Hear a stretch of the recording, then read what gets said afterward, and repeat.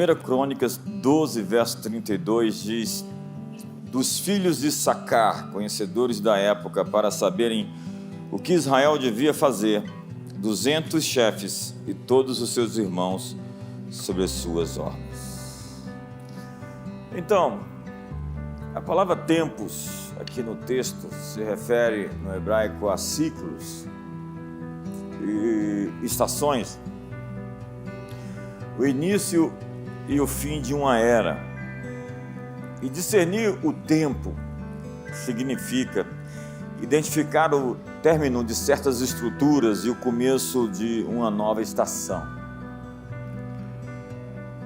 E aquela tribo dos filhos de Issacar compreendiam as épocas, conheciam a urgência da hora.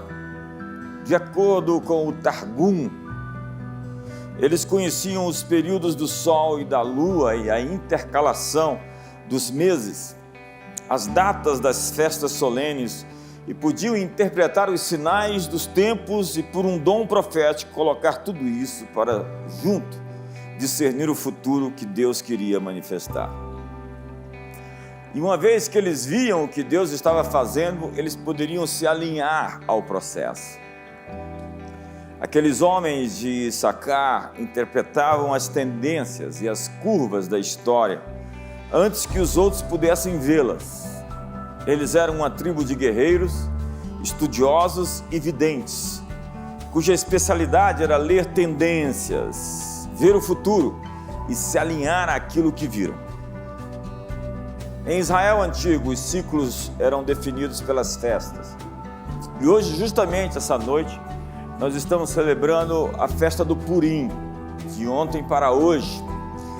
É aquela festa do livro de Esther, onde Deus deu o livramento, um decreto contra o decreto de Amã. Deus está lançando decretos contra os decretos que são contra você. Deus está lançando uma nova sentença contra as sentenças que eram contra você. E esses eventos eram marcados no calendário, como a semana que vem, que já é a Páscoa, os sábados, as primícias, a festa dos pães asmos, o Pentecostes, a festa dos tabernáculos, o dia de Yom Kippur, o dia do perdão, que eram celebrações de um calendário por onde a vida do antigo povo judeu acontecia.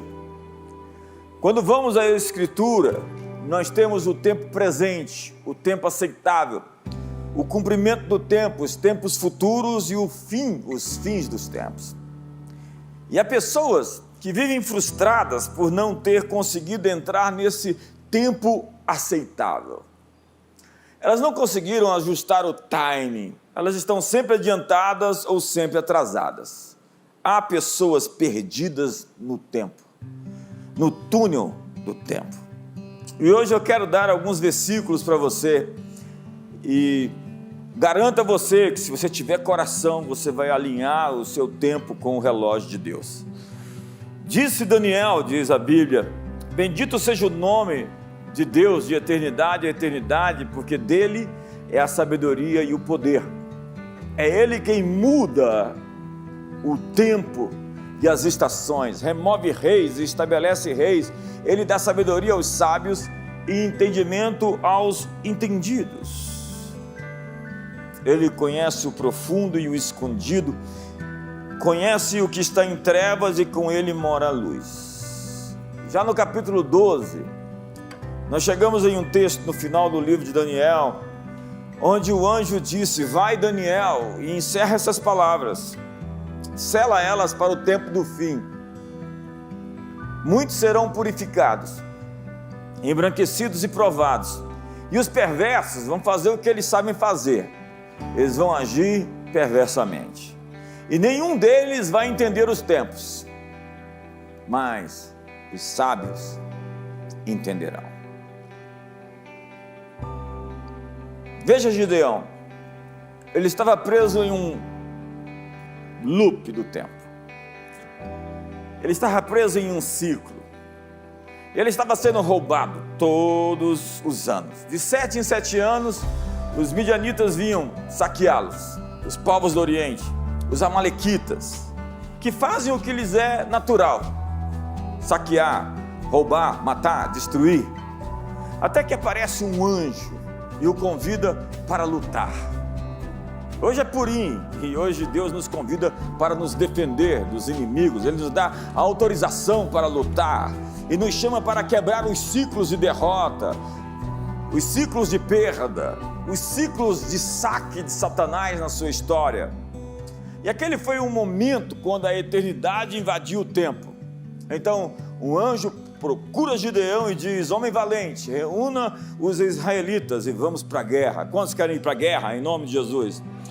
Alguns vão viver na defensiva, apanhando, sofrendo, amarrados, presos, endividados, em depressão, em crises que não terminam, que se repetem. No tempo do favor, se você não responder, Deus levanta outras pessoas. Foi o que Mordecai disse para Esther: você foi colocada nessa posição para um tempo como agora, e se você não agir, você vai perecer, e a família dos seus pais, e de outra sorte livramento virá para todos os judeus. Deus tem uma maneira de acionar aquilo que Ele prometeu e de fazer isso acontecer. Deus tem uma maneira de intervir no curso da história, e eu realmente acredito que existe uma intervenção acontecendo em tempo real essa noite, pela nossa vida, pela nossa família, pela comunidade das nações, pela cidade de Brasília, pelo Brasil. Eu entendo que nós estamos, já tem tempo que eu estou falando isso, em um novo movimento de um novo ciclo. Nós já passamos de ciclo e estamos começando um novo ciclo. E a formação de novos líderes homens faz parte desse movimento que Deus está criando, onde lideranças masculinas vão fazer a terra tremer, vão rugir com o leão de Judá, vão fazer algo acontecer. Ei, me ajuda aí, onde está você?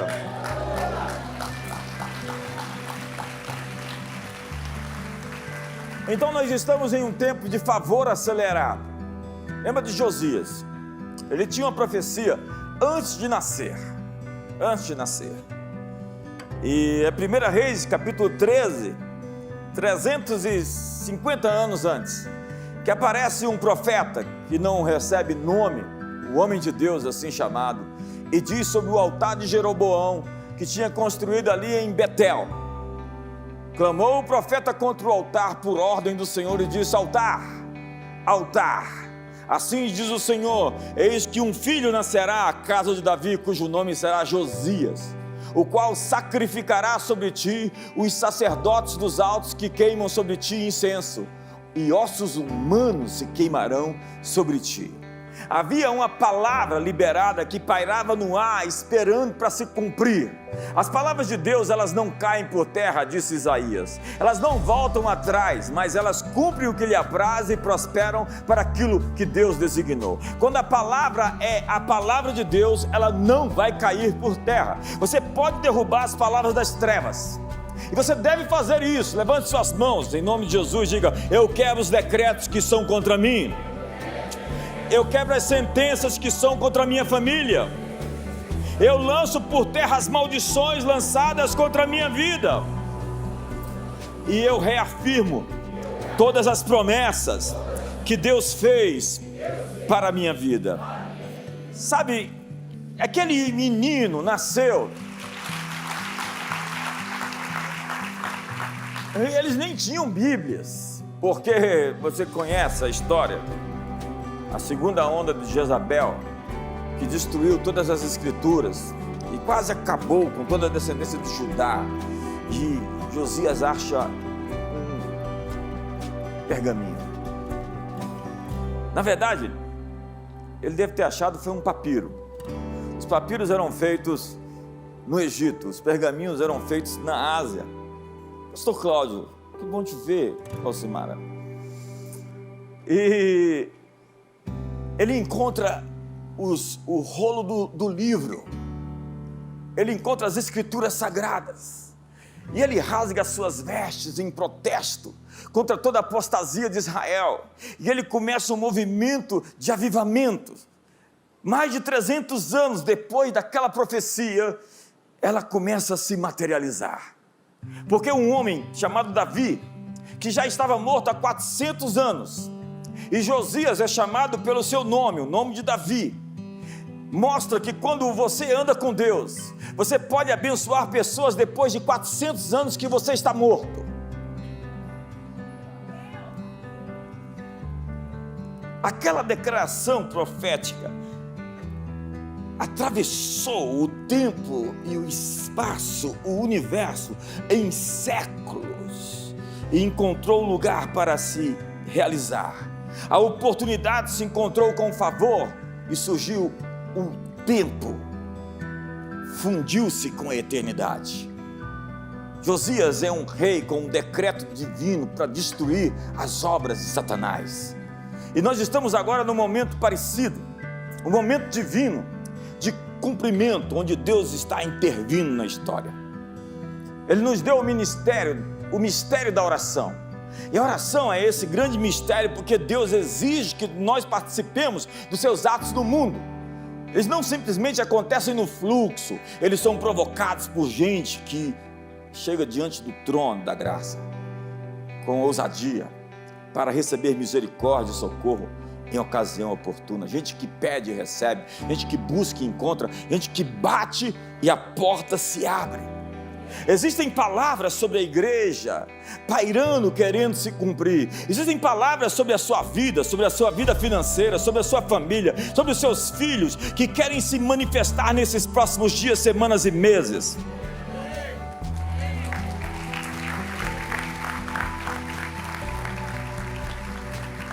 Anos atrás eu assisti o filme Sociedade dos Poetas Mortos, onde Robin Williams interpretou o professor pouco ortodoxo chamado John Keating, que lecionava em uma escola de elite só para meninos na academia de Welton, em Vermont. O professor dizia: torne suas vidas extraordinárias. E acrescentava a frase latina carpe diem, carpe diem, de autoria do poeta romano Horácio. Ao pé da letra, essa expressão significa aproveitar o dia. Entre os poemas que o professor lia para a sua turma, estava O Capitão, Meu Capitão, que era um tratamento metafórico do assassinato de Abraham Lincoln. O poema foi escrito como um elogio a um presidente morto, que nunca viria o impacto da sua vida na história. Ele morreu sem saber que iria mudar a história do mundo. Assim, o impacto dos poetas não pode ser medido pelo tempo em que vivem. O impacto dos profetas. Não é possível mensurar a vida e a obra dessas pessoas incríveis que passam pelo mundo somente em sua época. Elas deixam ecos, reverberações que continuam a mudar o curso da história. No mundo antigo, poesia e profecias eram inseparáveis. E ambas moldam a perspectiva e alteram a compreensão do mundo. Nas palavras de Edward Pollard, o profeta, como o verdadeiro poeta, deve ter inspiração. Quando a verdade é inflamada de sentimento, a poesia é inevitável. Mas a Sociedade dos Poetas Mortos era um clube secreto não sancionado pela liderança da Welton College. E ensinados pelo professor a viver extraordinariamente, cada um resolveu aproveitar o dia da sua maneira. E infelizmente um daqueles meninos tirou a sua própria vida e o professor perdeu o emprego. A culpa caiu sobre ele. A mensagem de aproveitar o dia não foi bem interpretada. Carpe diem, segundo uma visão bíblica, não é sobre hedonismo, nem sobre viver para si. Aproveitar o dia é a mensagem que as ocupações são atividades nobres e necessárias para sustentar a vida, mas a paixão é a razão para viver. Viver vidas extraordinárias é o mesmo que viver com paixão, com intenção, com propósito. Como disse Salomão em Eclesiastes, goza a vida com a mulher que amas, todos os dias da tua vida fugaz, os quais Deus te deu debaixo do sol, porque esta é a tua porção nessa vida pelo trabalho com que te afadigaste debaixo do sol. E olha a frase primeira do verso número 10. Tudo quanto te vier à mão para fazer, faze-o conforme as tuas forças. A mensagem é: aplique sua energia no que você faz. Ei, a mensagem é: entregue o seu melhor. Se as coisas derem errado, não reclame, apenas se levante e prossiga, porque virtude é o contrário de hedonismo. Hedonismo é viver por prazer, sacrifício é sacro ofício, é o seu trabalho sagrado. Assim, abra mão de um bem de curto prazo para viver bem a longo prazo. É isso que os homens verdadeiros fazem, eles sacrificam.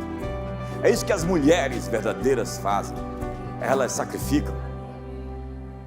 Mas o que temos hoje é a maximização do prazer e a corrupção da moralidade, a frugalidade. Isso é a decadência, o estilo de vida de quem fica acomodado nos prazeres ou acomodado no ócio, na preguiça.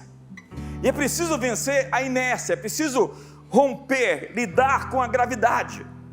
Nessa jornada, crescimento contínuo é não uma opção, mas uma missão. Eu preciso ser melhor hoje do que eu fui ontem, onde o processo de refinamento é uma constante, e é preciso assumir um nível desconfortável, porque quanto mais alto você sobe, mais desconfortável você fica. Quanto mais alto você está na montanha, mais rarefeito é o ar.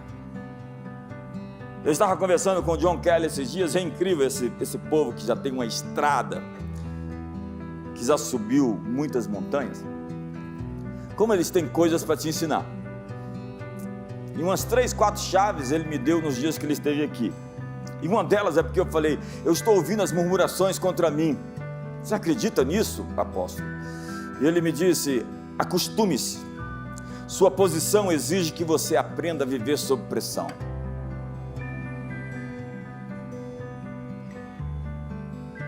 Então você se pressiona por dentro, tem pressurização para suportar a pressão exterior.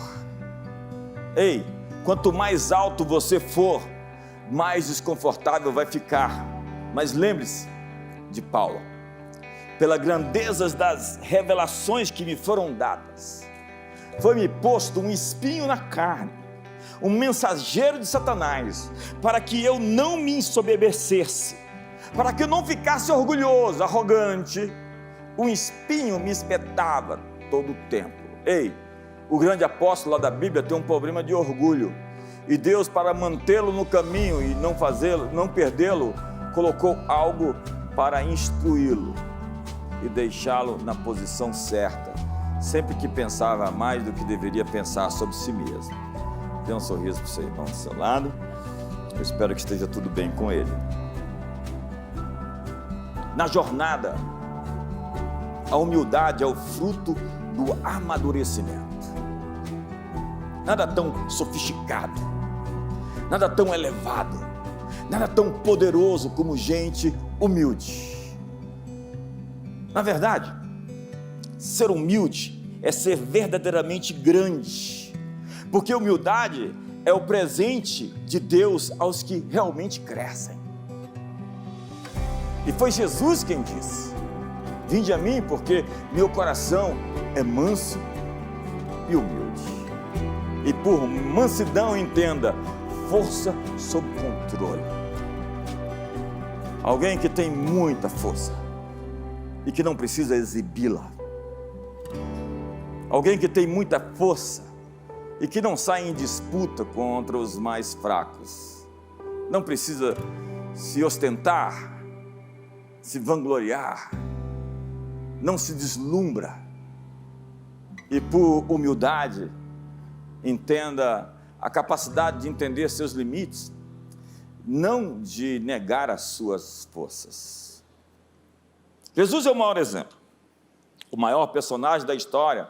E se você quer se modelar em alguém, descubra a sua história. Eu li os evangelhos E eu tive uma experiência incrível com Jesus. Na verdade, eu tive uma experiência além da transcendência. Eu tive uma experiência pessoal com a pessoa de Jesus. Isso mudou minha vida para sempre. E eu fui ler a história, e não se pode negar que ele é o maior personagem disparado da história dos homens. Mas ao ler os evangelhos e encontrar a sua inteligência emocional, você se choca a cada momento. É quando ele encontra um leproso que diz: se tu quiseres me limpar, você pode fazê-lo. Ele não disse se tu puderes, ele sabe que ele pode, mas ele não tem certeza se ele quer. Então Jesus toca no leproso, que era proibido, e diz: quero. Ele não cura só o corpo, ele cura a alma de alguém que não recebia um abraço há 10 anos. E a mulher, a senhora que estava ali, ponto para ser apedrejada, morta pelos religiosos. Aquele que não tem nenhum pecado, atira a primeira pedra. Desde os mais velhos até os mais jovens foram saindo. Jesus ficou sozinho com ela e ele chama de senhora.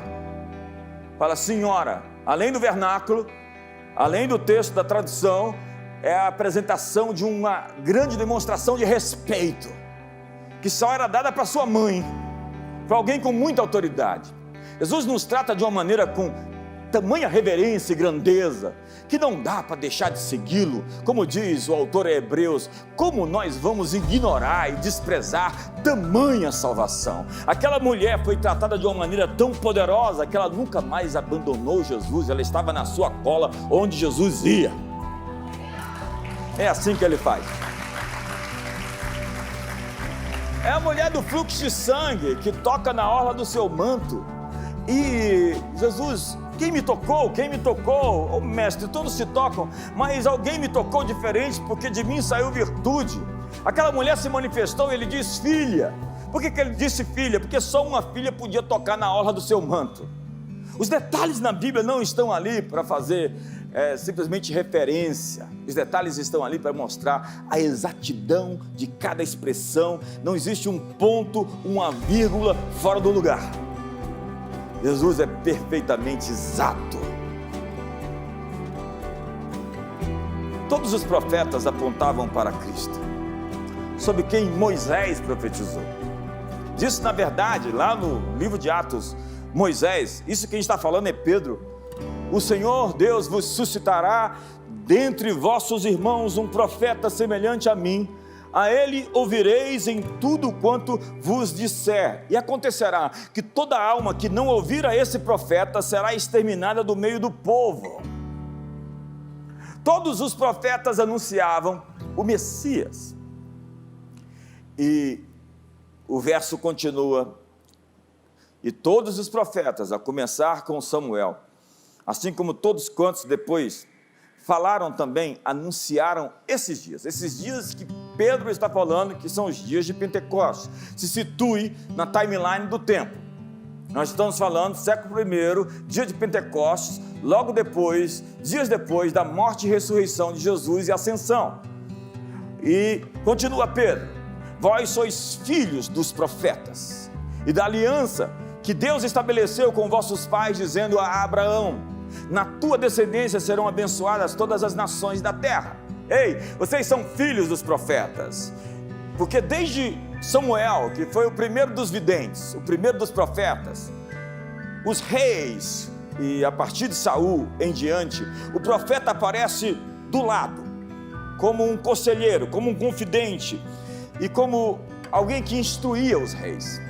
E no período de declínio do testemunho do Senhor, um homem de ascendência sacerdotal chamado Elias se dirigiu a Acabe e Jezabel com uma palavra muito dura. Você conhece a história? Ele mata os 450 profetas de Baal, os 400 profetas do posto ídolo, e depois da sua maior vitória ele experimenta um profundo cansaço interior. Assim Eliseu assume o lugar do profeta Elias.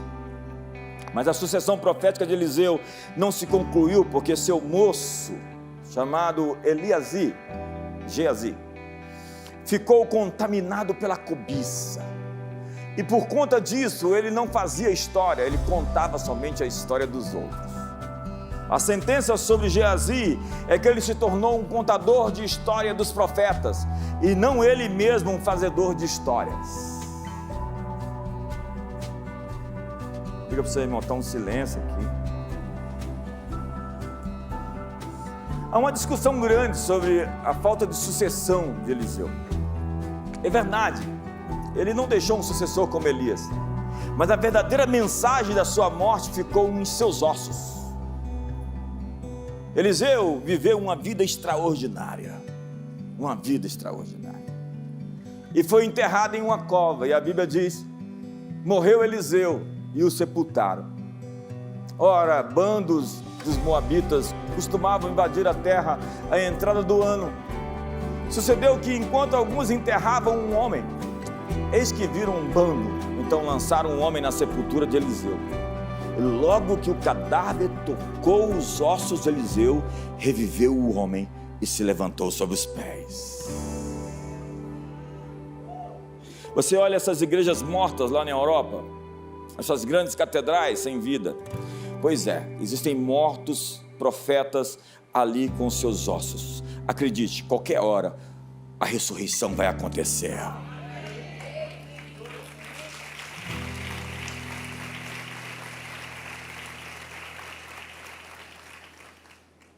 Sua carne havia se decomposto completamente, mas nos seus ossos havia vida, ressurreição. A história de Eliseu era sobre pessoas que viverão suas vidas de modo extraordinário. Viver sua vida de modo extraordinário. Viver sua vida de modo extraordinário. E quando estiverem mortas, suas vidas ainda vão falar, vão inspirar a outros, sua biografia será contada, as pessoas vão se inspirar nas suas histórias.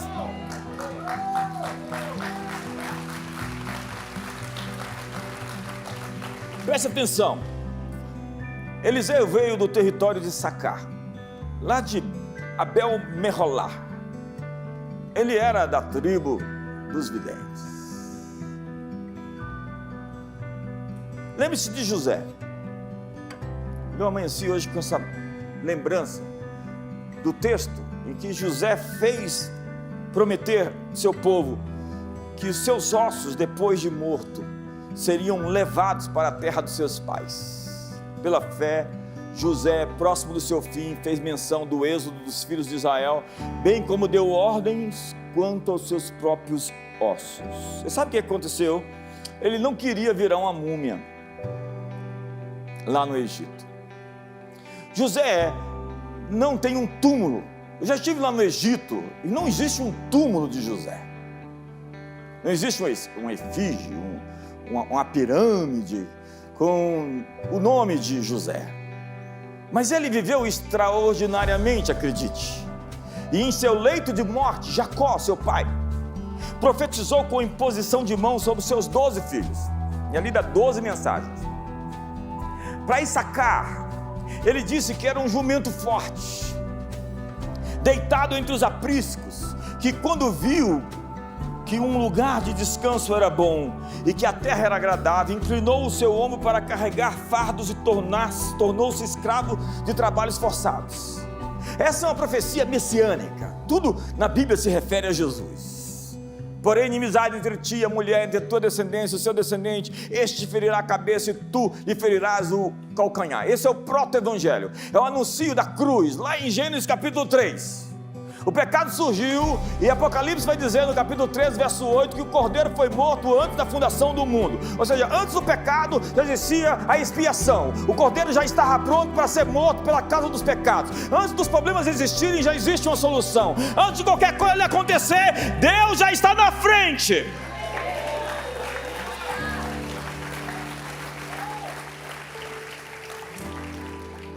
Então todos os profetas apontam para Cristo, e eu quero tomar a autoridade desse lugar, exaltando o nome de Jesus sobre todo nome, e levando cativo todo o pensamento à obediência de Cristo, dizendo que enfermidades e demônios e forças espirituais estão subjugadas à autoridade do nome que está sobre todo nome, que reina, que vive, que é, que era, que há de vir. O leão de Judá vai rugir na sua vida essa semana.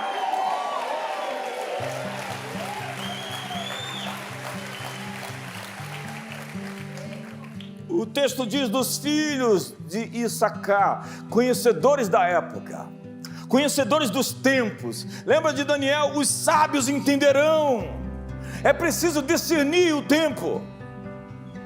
Ao longo de sua história, os filhos de Issacar se tornaram conhecidos por sua percepção profética de ler os tempos e pela sua consciência do que devia ser feito. Imediatamente que você tem um discernimento, você deve fazer algo. Eles discerniram que o futuro de Israel pertencia a Davi e não a Saul. Líderes devem ver a linha no horizonte mostrando para onde caminha a história. A marcha do desdobramento da realidade apresenta no horizonte uma imagem. Então nós precisamos da palavra procedente. E é isso que ao longo dessas semanas eu tenho insistido com você. Não só de pão viverá o homem, mas de toda palavra que procede da boca de Deus. Veja o tempo verbal. Deus está falando hoje sobre a sua circunstância agora. Deus está falando sobre uma direção para a sua família esses dias. Cada homem deveria ouvir as instruções de Deus, largando o pão por algum tempo para entender o que Deus quer fazer na sua família. Largando a diversão e o entretenimento, desligando a televisão e os canais de streaming, não manifesta. Deixando os afazeres e as pressões para buscar a palavra de Deus do agora. Deus tem uma palavra do agora, do hoje, uma direção para a sua casa, para o seu casamento, para a educação dos seus filhos. Deus tem uma direção para as suas finanças. Deus tem uma direção para o Brasil. Quantos acreditam que Deus tem uma direção para a igreja?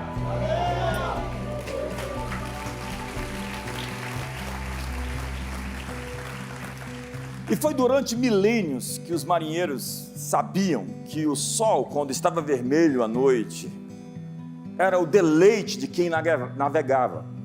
Porém, o sol vermelho de manhã significava: marinheiros, tomem cuidado. Era uma regra geral e não um cálculo rígido. Era a compreensão dos padrões climáticos dos marítimos que antecipavam mudanças e traçavam passagem segura para os portos desejados.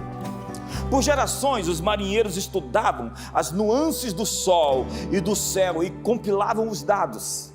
Sol e céu se tornam então sinais dos tempos que ajudam na navegação. E Jesus ficou muito contrariado quando lhe pediram um sinal vindo do céu. Verso 2. E ele disse aos fariseus: Ei, chegada a tarde vocês dizem: haverá bom tempo, porque o céu está vermelho. E pela manhã, hoje haverá tempestade, porque o céu está de um vermelho sombrio. Sabeis, na verdade, discernir o aspecto do céu, e não podeis discernir os sinais dos tempos? Jesus deu bronca nos fariseus, nos saduceus, deu bronca em Nicodemos.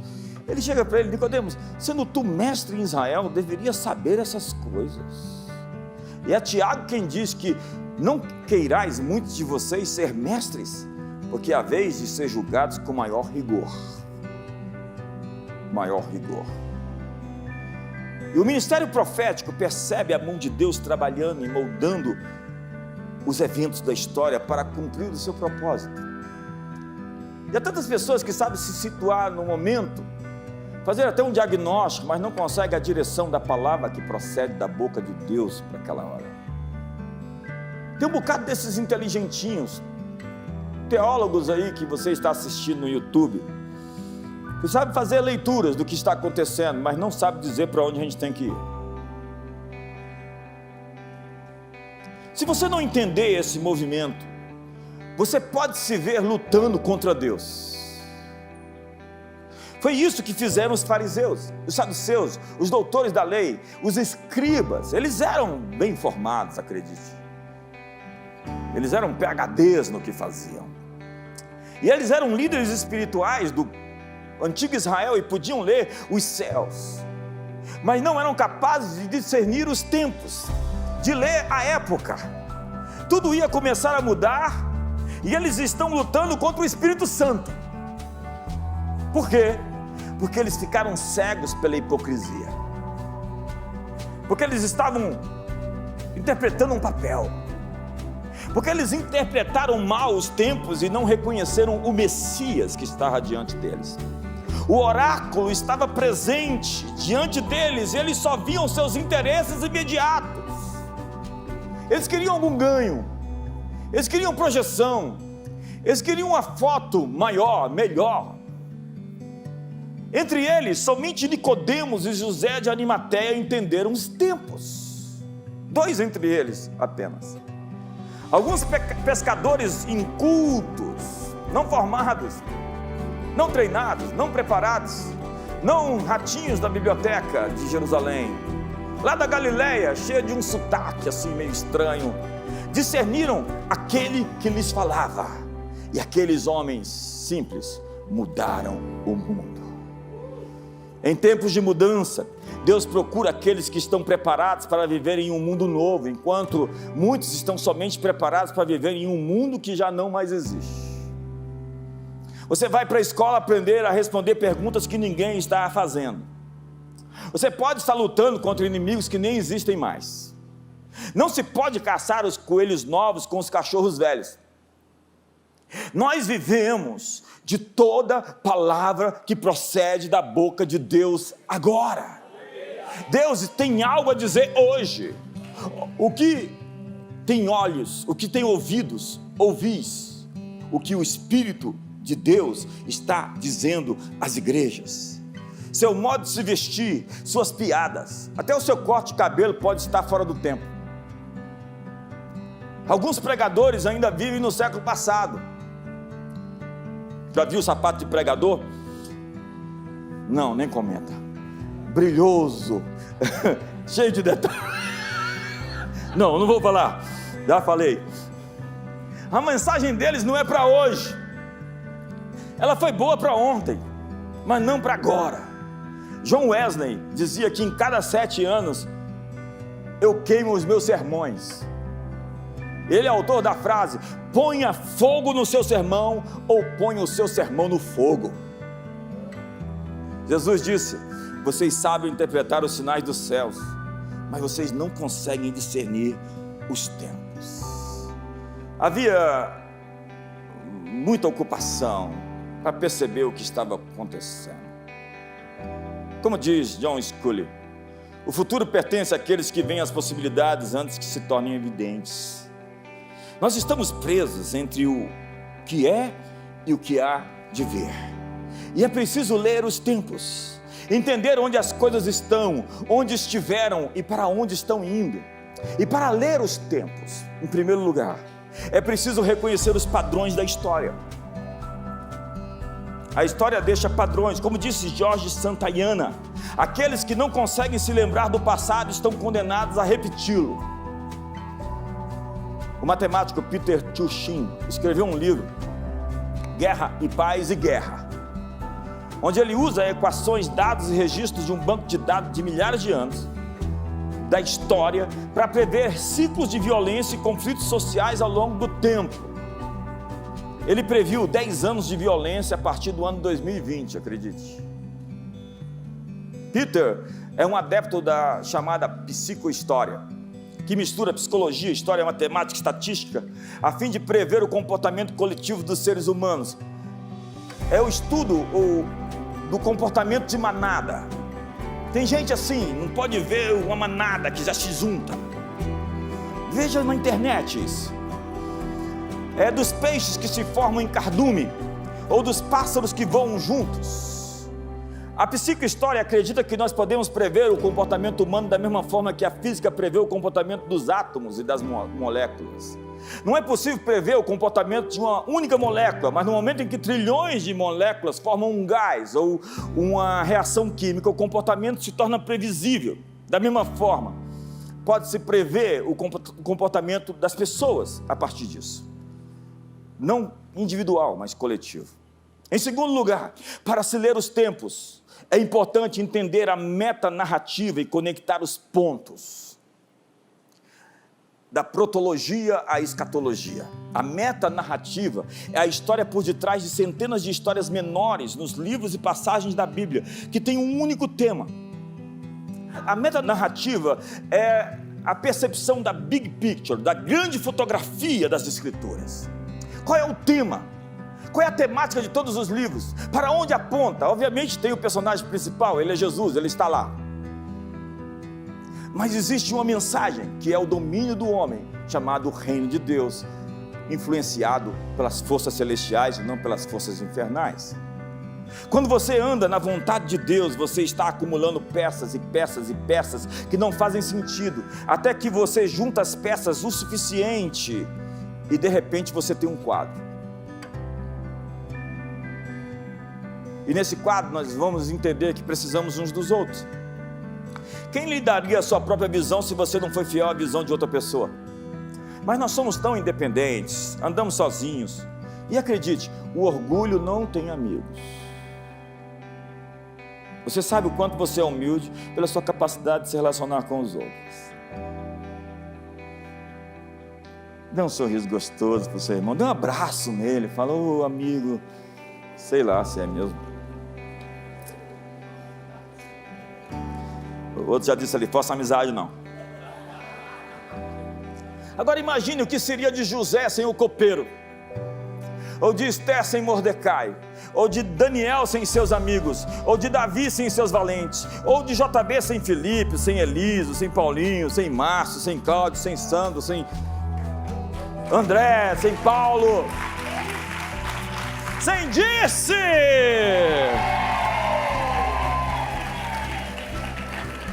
Fui salvo por vocês agora, gente. Não, você é porque você é supra-sumo. Você é óbvia, não precisa nem licitar, você já está na fotografia principal. Para você que não ouviu, ela disse que o óbvio tem que ser falado. E manda quem pode, obedece quem tem juízo.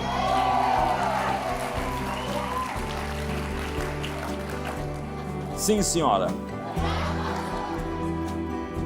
É nesse ambiente profético que recebemos as peças que nos faltam. É o princípio da alteridade, que nós somos completos no outro. Quando a imaginação profética desaparece, o povo entra na escravidão. Diz a Bíblia, não havendo profecia, o povo se corrompe, mas o que guarda a lei, esse é feliz. Paulo diz a mesma coisa, ele diz, pois também se a trombeta der o som incerto, quem se preparará para a batalha? Tem gente que não está falando nada com nada, tem gente que está tocando uma trombeta desafinada. Fala, fora, vai, volta para a academia de ministros que você tem que voltar lá para a base. Não aprendeu nada. Depois de tanto tempo. Mas Jesus chamou as tropas à ação, chamou as tropas à posição e nos apresentou o coração, essa grande fotografia da sua mensagem. Quando ele diz, o tempo está cumprido, está falando de tempo. O reino de Deus está perto. Arrependei-vos e crede no Evangelho. Ele consegue resumir tudo em 3 orações, em 3 frases de uma oração. Terceiro, para ler os tempos, é preciso conhecer a natureza de Deus. Temos as Escrituras, mas precisamos do Espírito Santo. Quantos estão comigo? Eu sempre leio a Bíblia dizendo, Senhor, Espírito, abre os meus olhos para ver as maravilhas da Tua Palavra. Nós temos as Escrituras, mas precisamos conhecer a pessoa de Deus. Jesus nos disse que enviaria o Paracleto, o alter ego, o outro eu, o Espírito Santo, e sem ele nós temos um livro que não conseguimos entender, e quando não entendemos nós fazemos dele somente uma religião, um livro de regras, de faz ou não faça. E eu temo que alguns de nós estão do lado errado da batalha. Paulo perseguia os cristãos em nome de Deus. Ele não conhecia o Pai e nem a Jesus. Paulo foi de perseguidor a promotor da fé. E Jesus disse, tenho-vos dito essas coisas para que não vos escandalizeis. eles vos expulsarão das sinagogas, mas vem a hora em que todo o que vos matar julgará com isso tributar culto a Deus. Mas isso eles farão, porque não conhecem o Pai nem a mim. Jesus disse: há pessoas querendo sacrificar você no altar da religião, porque eles não me conhecem. Eles não me conhecem, por isso perseguem vocês. Eu creio no direito de se defender, como eu estou falando hoje aqui em Purim. Deus te dá autorização para lutar e enfrentar seus inimigos. Mas tem um momento que precisa cessar com toda forma de violência. Violência verbal, digital, emocional, física. Porque a Bíblia diz: não retarda o Senhor a sua promessa, como alguns a julgam demorada. Pelo contrário, Ele é longânimo para convosco, não querendo que nenhum pereça, senão que todos cheguem ao arrependimento. Porque só Ele conhece o inferno e não quer mandar ninguém para lá. Obviamente que tem gente que vai assumir uma posição. Em outro texto Jesus disse: eu não vim trazer paz, eu vim trazer guerra e divisão. Por quê? Porque há muitos que vão escolher o lado errado, mas escolheram tendo a oportunidade de fazer a coisa certa. Como você aqui essa noite, que não sabe como veio parar aqui, mas Deus está falando com você agora.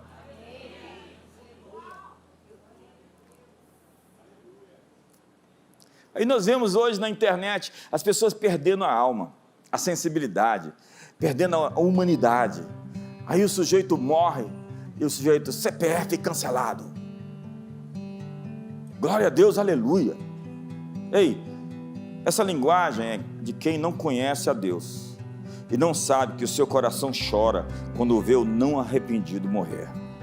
Porque bandido bom é bandido convertido.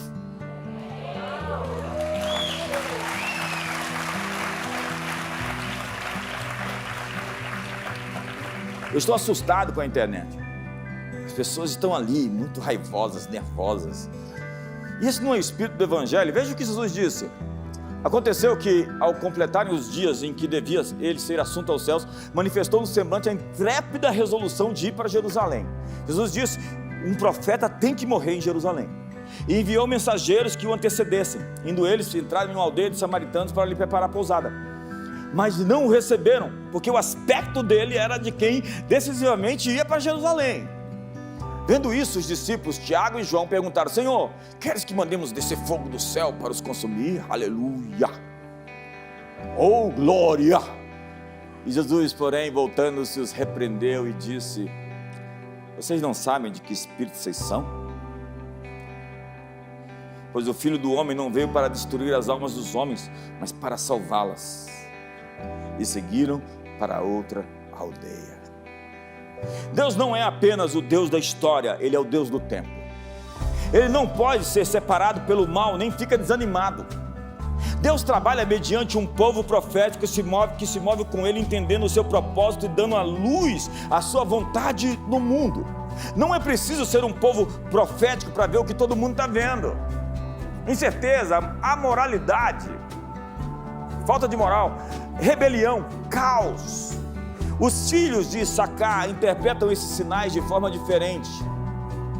A verdadeira comunidade profética é sobre os negócios de meu Pai. Eles estão restaurando a cidade de Deus, um refúgio para os quebrados e os oprimidos, uma cidade de paz, a igreja de Jesus Cristo. E o que o Espírito Santo está falando às igrejas? Qual é a mensagem à igreja do século 21? Qual é a mensagem à igreja de Brasília, à igreja do Brasil? Como a mão invisível de Deus está agindo agora no tempo? Porque ser guiado pelo Espírito não é uma opção para você que quer viver e deixar seu impacto no mundo, vivendo uma vida extraordinária. E quando morrermos, não vamos mais assombrar ninguém, espera. Não vamos virar uma múmia. Não vamos ter um túmulo na terra dos mortos. Porque esses túmulos com os ossos do profeta podem trazer o avivamento de volta a qualquer momento. Profecias hoje vão alcançar as futuras gerações como nos dias de Josias. Eu quero reivindicar todas as palavras proféticas oriundas do Espírito Santo que foram faladas décadas atrás nessa cidade, ao seu cumprimento. Todos os profetas que estavam antenados e alinhados com a frequência do céu, que liberaram as palavras sobre essa cidade e sobre esse país, eu quero reivindicar na nuvem, onde tudo isso está guardado, o seu cumprimento nessa era. Eu quero liberar todas as palavras proféticas que estão sobre você e sobre a sua família, para que se cumpram nesses próximos dias, semanas e meses. Esse ano é um ano de intervenção celestial, onde Deus vai manifestar e materializar o seu plano em sua vida e sua família, nessa cidade, nessa nação. E se você acredita nisso, se manifesta.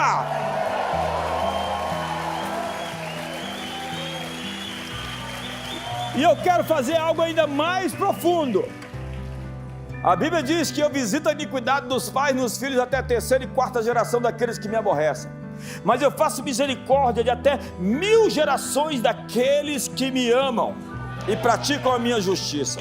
Eu quero reivindicar as profecias de 1000 anos, de 1000 gerações, que vão nos abençoar aqui essa noite, porque nós somos filhos dos profetas, porque desde Samuel e todos quantos depois dele profetizaram esses dias, e nós somos filhos dos profetas e estamos na aliança do nosso pai Abraão, que em Abraão serão abençoadas todas as famílias da terra, inclusive a família Carvalho, Andrade Carvalho e a sua. Fique de pé essa noite. Me ajuda aí, faz alguma coisa.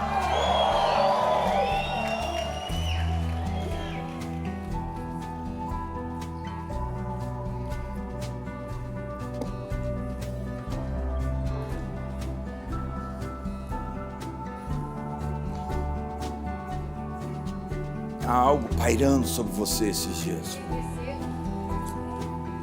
Há anjos perseguindo você esses dias. Você vai ter visitações esses dias do Espírito Santo. Algo dentro de você vai acordar poderosamente. Sim, você vai. É isso.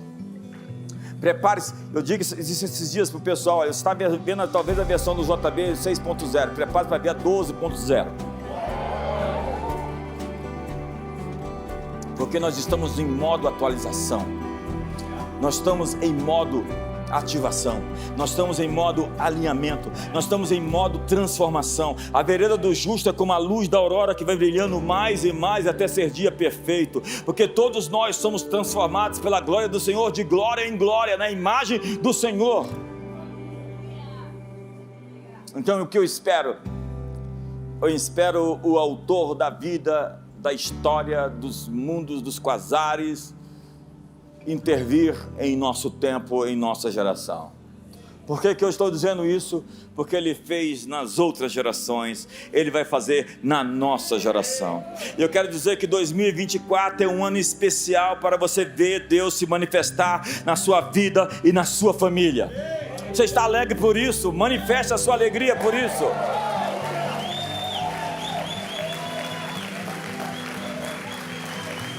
Diga para o seu irmão: tem uma coisa linda para acontecer na sua vida.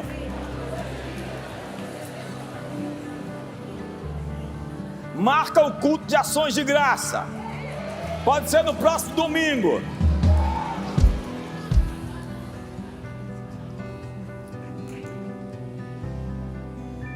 Vou falar que nem aquelas irmãs do Reteté.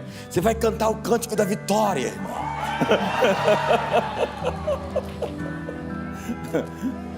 Quantos vão cantar o cântico da vitória aqui?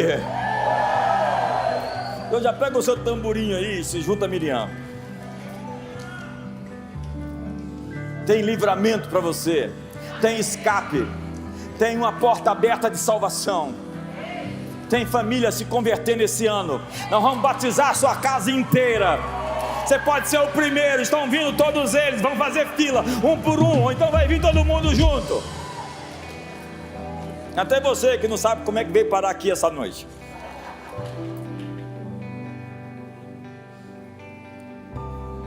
Feche seus olhos hoje. Algo incrível que Deus está fazendo. E os sábios entenderão. É hora de ler o tempo, discernir a história e ver o movimento de Deus e se alinhar a isso. porque algo tão importante está acontecendo. E seria um sacrilégio,